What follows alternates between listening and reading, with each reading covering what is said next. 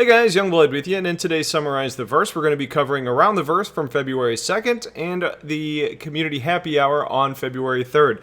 So starting off with Around the Verse, we find out that weapons are being reworked for 2.6.1. Now this is including first-person weapons like the Gallant, the Arrowhead, and the Devastator, and the Arc Light Pistol. They're getting reworked for better detail. They're also getting ready for upcoming attachment and customization options, so things like, grips or scopes or silencers and suppressors and all those types of attachments that you see in other games are probably going to end up making their way into this game at some point here pretty soon.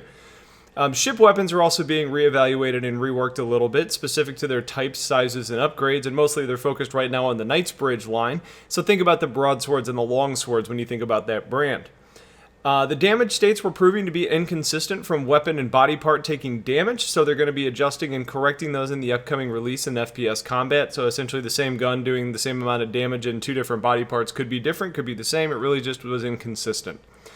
The environmental team is hard at work with the VFX teams to update and add items like particles floating around our environments, things like new plants, flora, fauna, and really just doing work to try and make things more dynamic in the environment, like trees dropping leaves, or snow falling, or rain falling, or fog, like those types of things.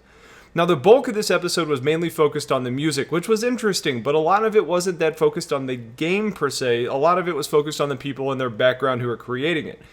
They did say that their goal is to avoid repetitious music for when you're in a long play session. The music should be dynamic based on your activities and should transition smoothly without repeating frequently.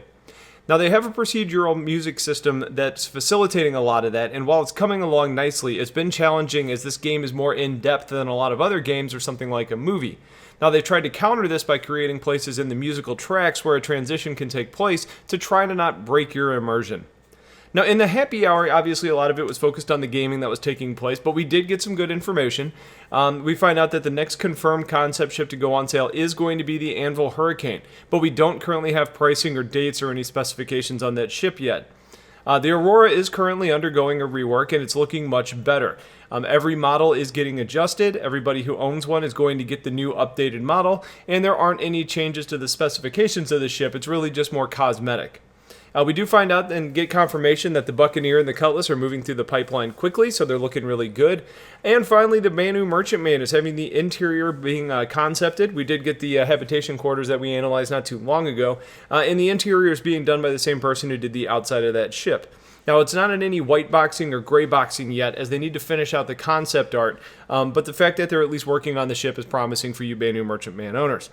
So that's the Summarize the Verse. It's the short version. Also, let's not forget that I was on the Community Spotlight this past yesterday. So if you have any interest in watching that, it's on Star Citizen's YouTube channel. So if you guys have questions, please let me know. Get them in the comments. Otherwise, stay tuned for a lot more content coming your way soon. And have yourselves a wonderful day. Take care.